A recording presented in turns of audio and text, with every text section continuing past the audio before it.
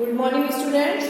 BA part first में हम second paper पढ़ रहे हैं और हमारा जो टॉपिक चल रहा है वो है दयानंद सरस्वती, भारतीय राजनीतिक विचारक दयानंद सरस्वती।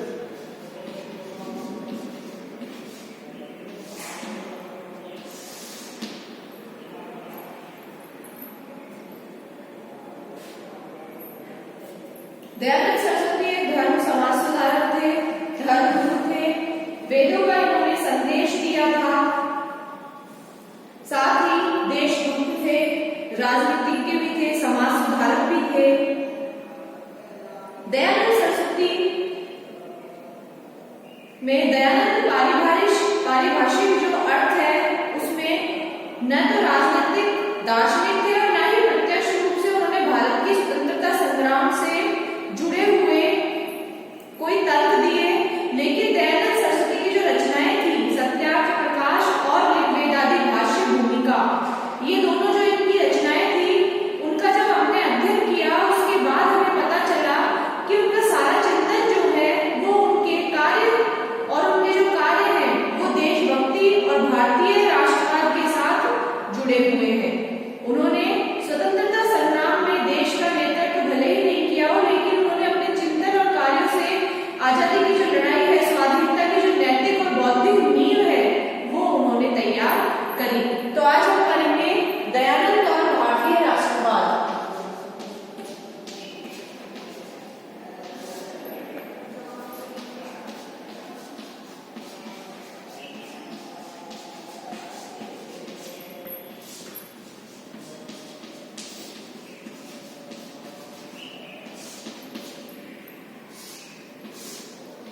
दयानंद और भारतीय राष्ट्रवाद की देश की आजादी के लिए, देश प्रेम के लिए उन्होंने क्या क्या कार्य किए। पहला है हिंदू पुनरुत्थानवाद के आक्रामक समर्थक।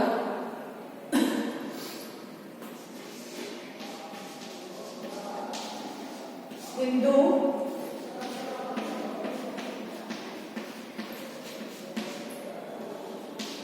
पुनरुत्थानवाद के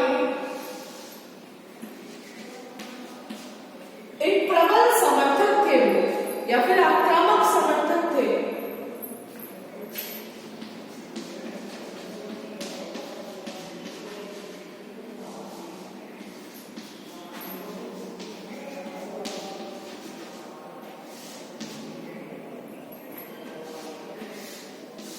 दयानंद सरस्वती जो थे वो हिंदू पुनरुत्थानवाद के आक्रामक समर्थक थे कि हिंदू धर्म के अंदर जो बुराइयां हैं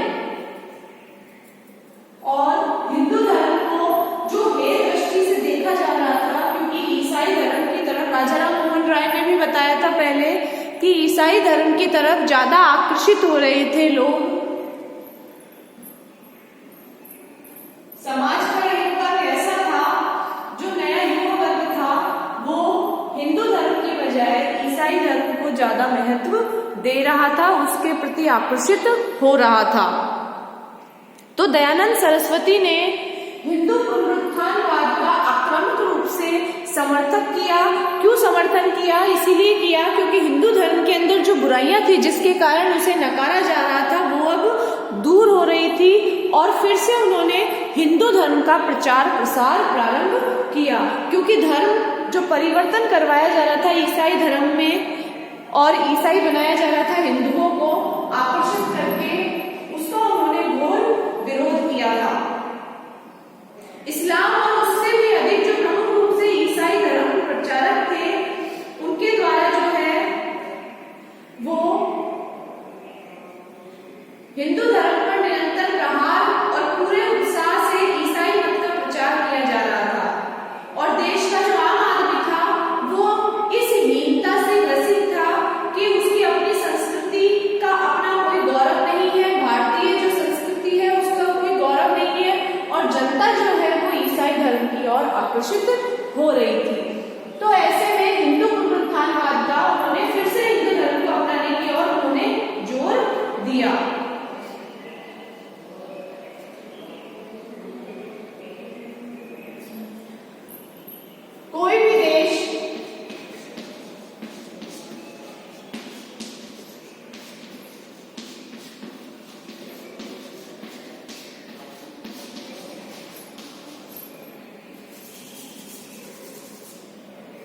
कोई भी देश अपनी स्वाधीनता के लिए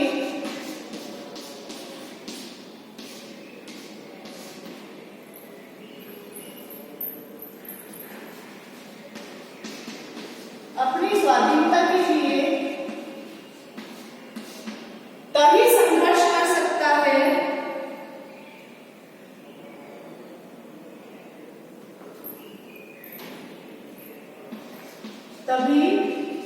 संघर्ष कर सकता है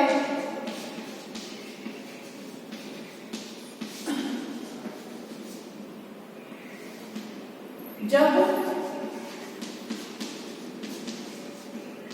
देशवासियों के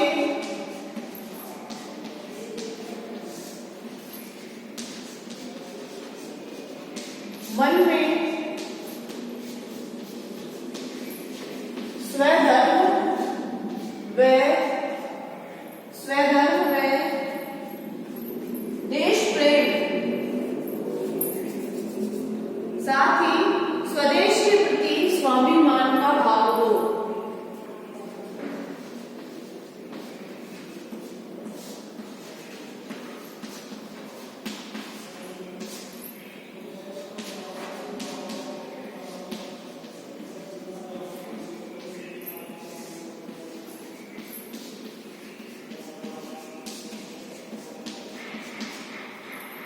स्वाभिमान का भाव हो।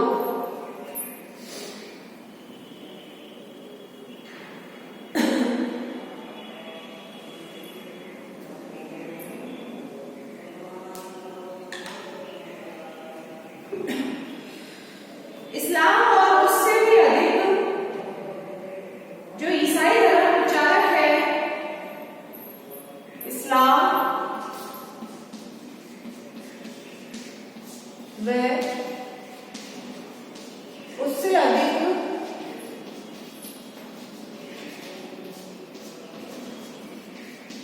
ईसाई धर्म प्रचारकों के द्वारा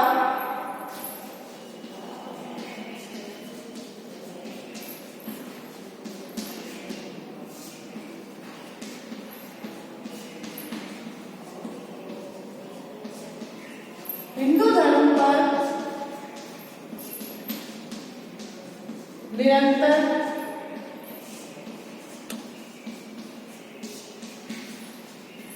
प्रहार किया जा रहा था।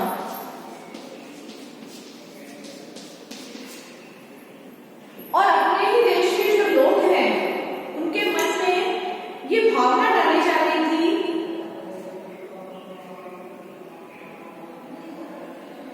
कि हमारे देश की जो संस्कृति है उसका कोई गौरव नहीं है।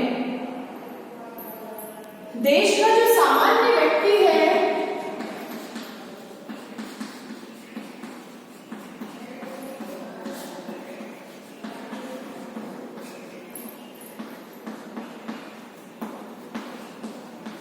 आत्महीनता से ग्रस्त था।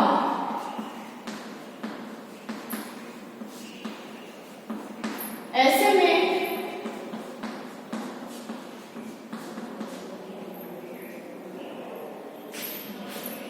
देशवासी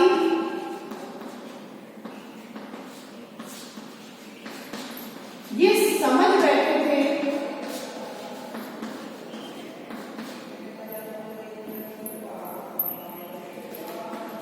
कि हमारे देश की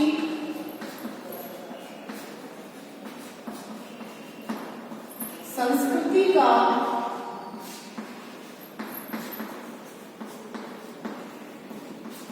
कोई गौरव नहीं है।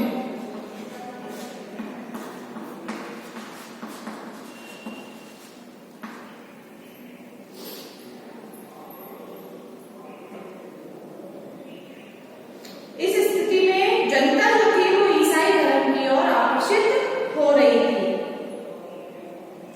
दयानंद सरस्वती ने कहा कि किसी विदेशी पंथ को स्वीकार कर लेने से राष्ट्रीय भावना जिसका वे पोषण करना चाहते हैं वो संकट में पड़ जाएगी। उन्होंने ये सत्य भी समझ लिया था कि इन परिस्थितियों में मात्र उपदेश देने और पुस्तकें लिखने से देश के खोए हुए गौरव को प्राप्त नहीं किया जा सकता। आक्रमण की स्थिति में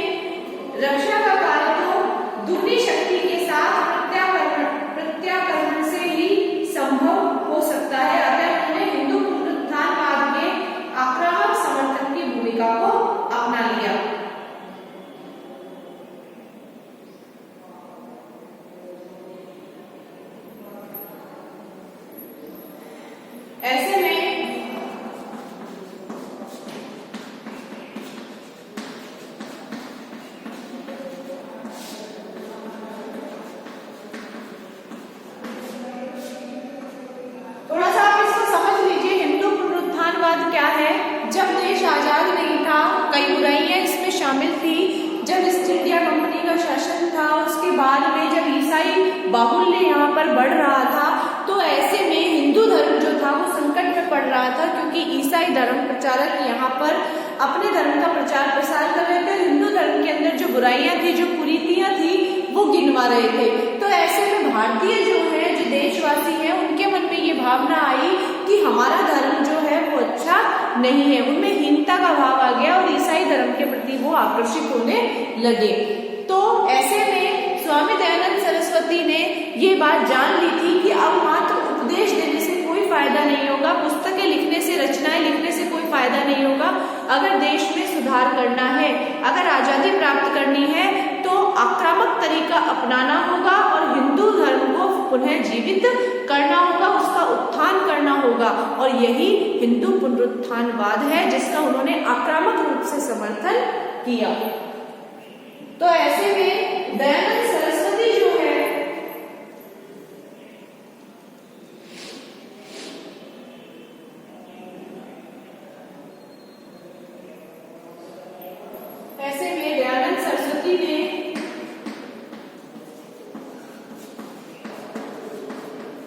यह महसूस किया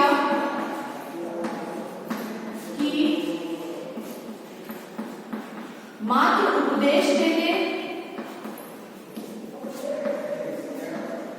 या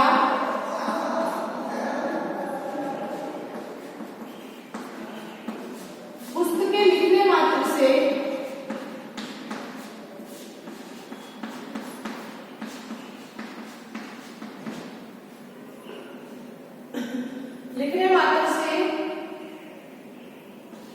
देश के खोए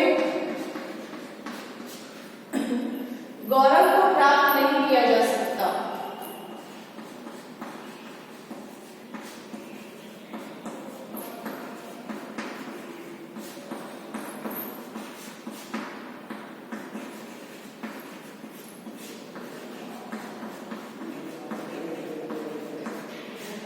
यदि देश का गौरव प्राप्त करना है तो आक्रमण की स्थिति में रक्षा का कार्य दुगनी की शक्ति के साथ करना होगा। यदि हिंदू पुनरुत्थान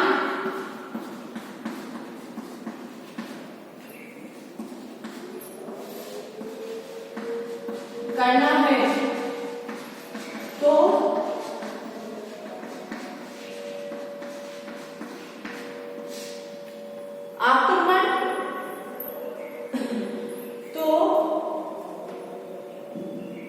आक्रमण की स्थिति में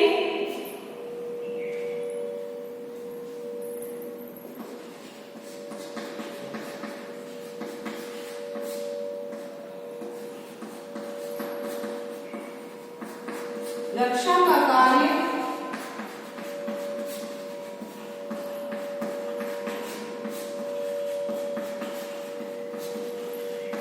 दुगनी शक्ति के साथ करना होगा।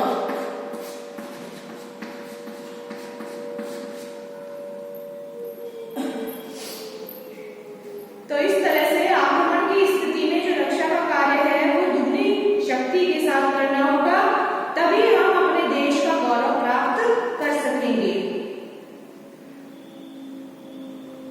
और इसी के परिणाम स्वरूप भारतीय जनता ने इसी के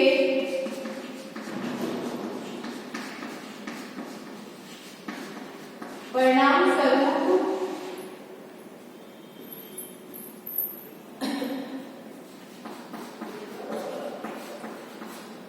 भारतीय जनता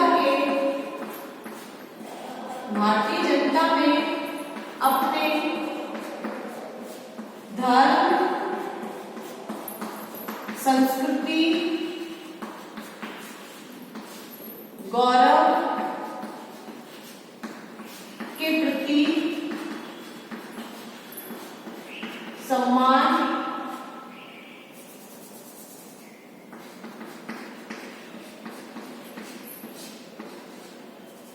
सम्मान की भावना का उदय हुआ।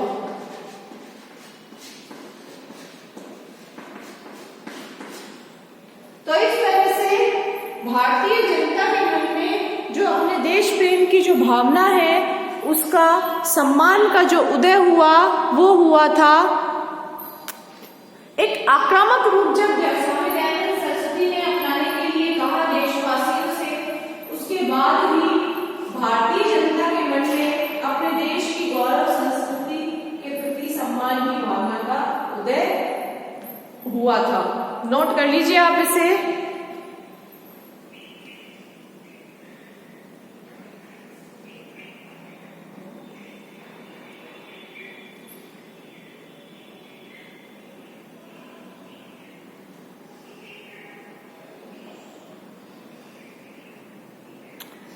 स्वामी दयानंद सरस्वती ने कुछ ऐसे कार्य किए जिससे कि देश के अंदर आजादी की जो लहर है वो उत्पन्न हो गई, साथ ही जो देश प्रेम की भावना है उसका भी उन्होंने संचार किया।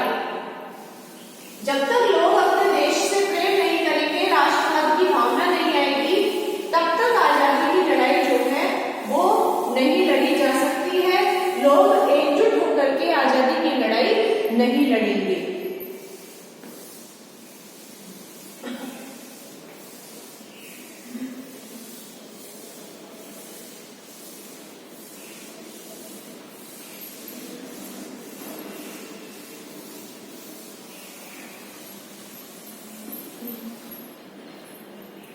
इसके बाद में है विवेक शून्य अंधविश्वासों और परंपरावाद के विरुद्ध संघर्ष। दूसरा है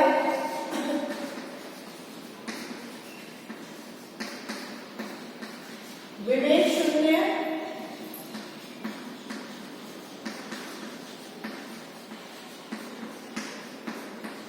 अंधविश्वासों तथा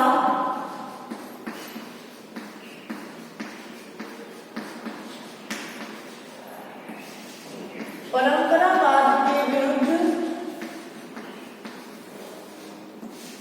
संघर्ष।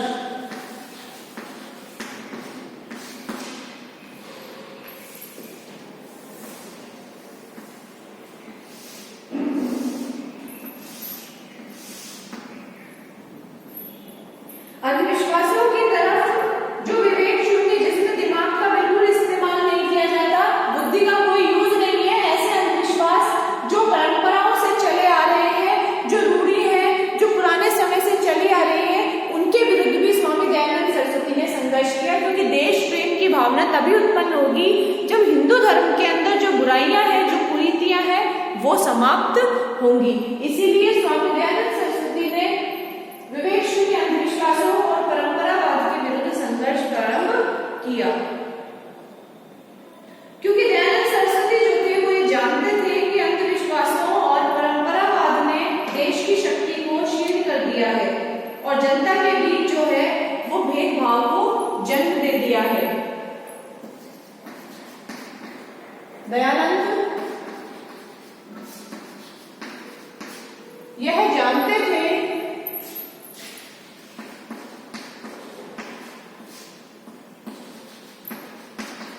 कि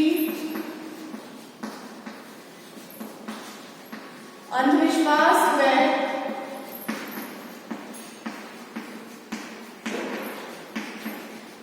परंपरावाद में अंधविश्वास और परंपरावाद ने देश की शक्ति को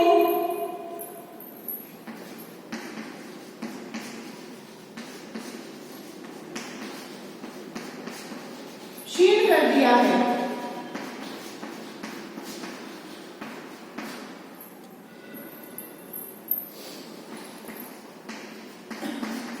ऐसे में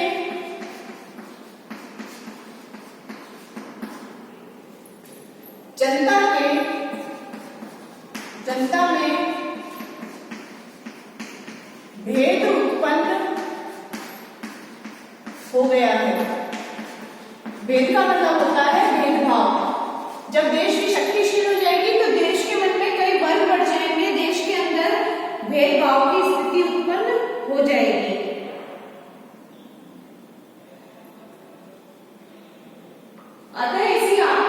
अंधविश्वास और परंपरावाद के विरुद्ध जो है संघर्ष में दयानंद सरस्वती ने एक आक्रामक योद्धा की भूमिका अपनाई। अतः इनके विरुद्ध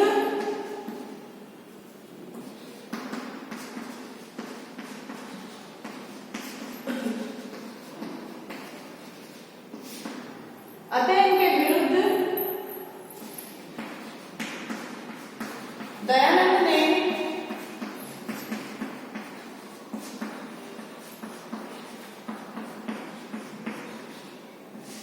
एक आक्रामक योद्धा की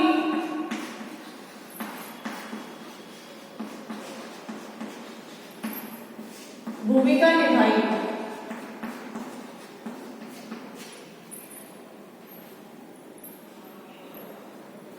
वे एकेश्वरवादी और सर्वशक्तिमान चेतन परमेश्वर के पूजक थे और उन्होंने इस बात पर बल दिया कि मूर्ति पूजा न तो वेद सम्मत है और न कोई धार्मिक कार्य, यह तो एक अंधविश्वास है। इसी प्रकार उन्होंने बाल विवाह, विधवा विवाह निषेध, महिला वर्ग की अशिक्षा, पर्दा प्रथा, समुद्र यात्रा निषेध आदि अंधविश्वासों और कुप्रथाओं का भी विरोध किया। उन्होंने मूर्ति पूजा को वेद सम्मत, यानी वेदों में नहीं लिखा हुआ है कि मूर्ति पूजा करनी चाहिए, मूर्ति पूजा को वेद सम्मत नहीं बताया। साथ ही बाल विवाह, विधवा विवाह निषेध,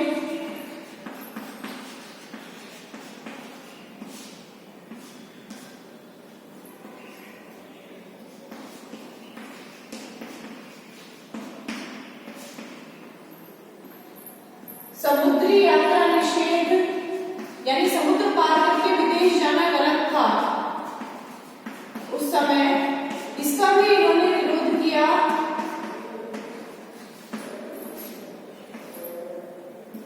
पर्दा प्रथा,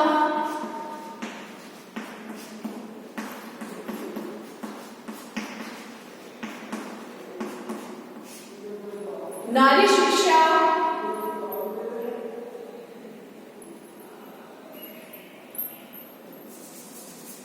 नारी शिक्षा का समर्थन किया।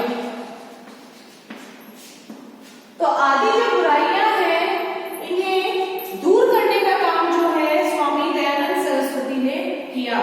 साथ ही उन्होंने समाज सुधार के इन सभी कार्यों के पीछे उनका एक ही लक्ष्य था, एक जागृत और शक्तिशाली समाज का निर्माण। इन सामाजिक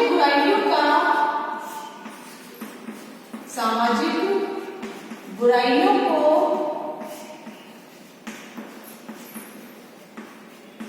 दूर करने का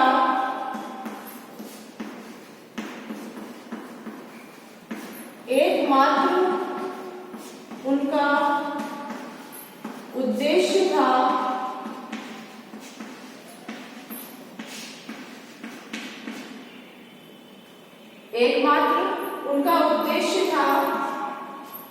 जागृत और शक्तिशाली समाज का निर्माण। एक जागृत व शक्तिशाली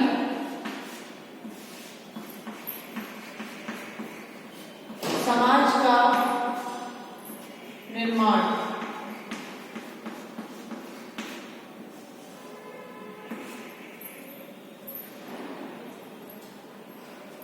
तो ये है विवेक शून्य अंधविश्वासों को दूर करने का उनका तरीका। जो अंधविश्वास समाज में व्याप्त है, हिंदू धर्म के अंदर जो परंपरावाद जो रूढ़ियां चली आ रही हैं, उन सभी को दूर करने के लिए स्वामी दयानंद सरस्वती ने अथक प्रयास किए। नोट कर लीजिए आप इन्हें। और उनका इन बुराइयों को दूर करने का एकमात्र उद्देश्य था एक जागृत समाज का निर्माण करना, एक शक्तिशाली समाज का निर्माण करना, क्योंकि एक शक्तिशाली समाज के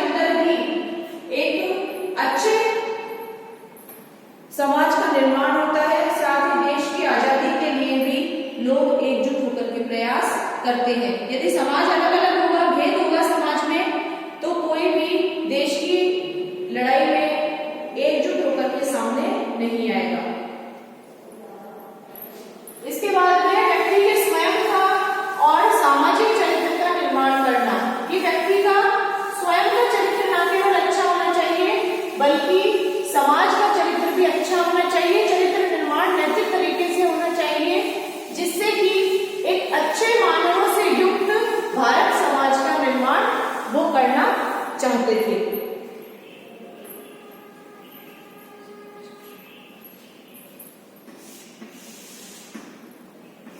तीसरा है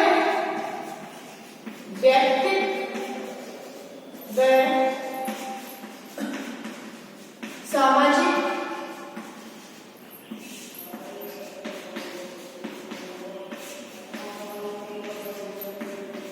चरित्र निर्माण का संदेश।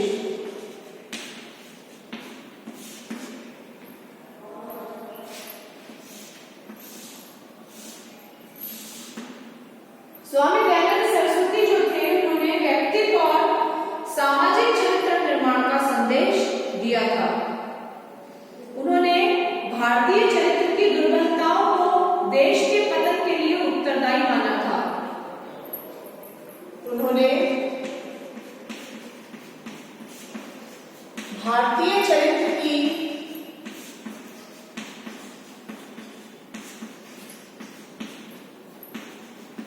दुर्बलताओं को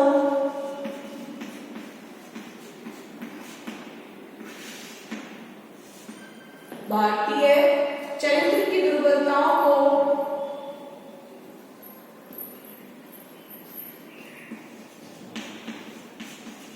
देश के पतन के लिए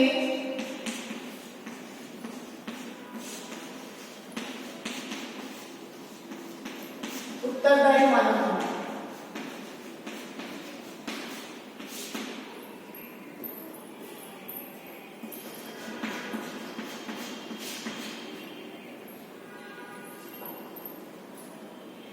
अतः उन्होंने उदासीनता, निष्क्रियता, प्रमाद, आलस्य, भाग्यार्पण के स्थान पर शक्ति की सर्वोच्चता, पराक्रम, उत्साह तथा उत्तरदायित्व की भावना का संचार किया और उसी की उन्होंने शिक्षा दी।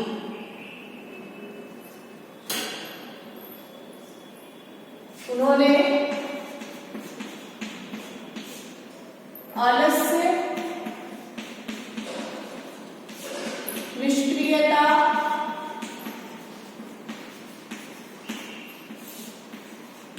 प्रमाद होता है भोग विलास में समय व्यतीत करना, उदासीनता,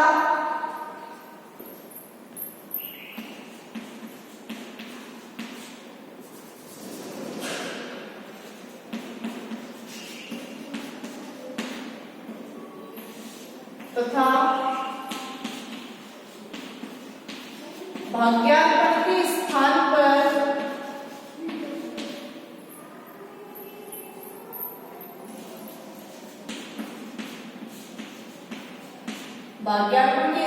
पर उन्होंने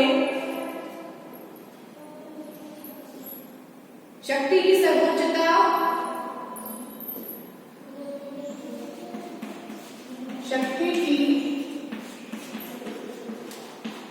सर्वोच्चता, पराक्रम, उत्साह,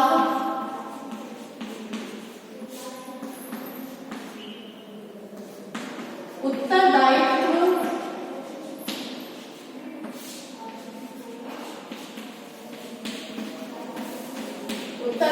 की भावना का संचार किया, वह इसकी शिक्षा दी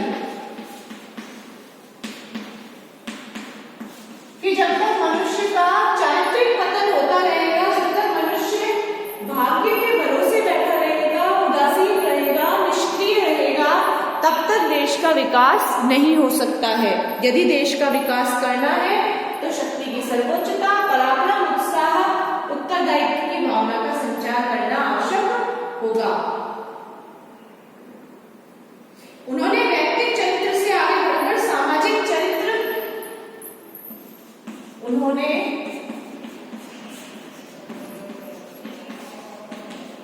व्यक्तिगत चरित्र के स्थान पर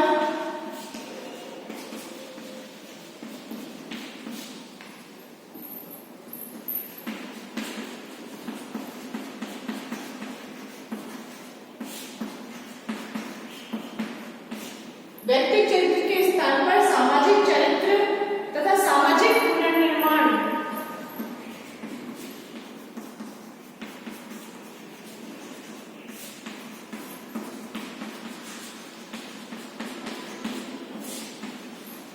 पुनर्निर्माण पर बल दिया। नोट कर लीजिए आप इसे। ये है दयानंद सरस्वती का व्यक्तिगत और सामाजिक चरित्र निर्माण का संदेश। नोट कर लीजिए आप इसे। दयानंद सरस्वती ने सिर्फ व्यक्ति के ही चरित्र का निर्माण का संदेश नहीं दिया, बल्कि उन्होंने समाज के चरित्र निर्माण का और समाज के पुनर्निर्माण का उन्होंने संदेश दिया।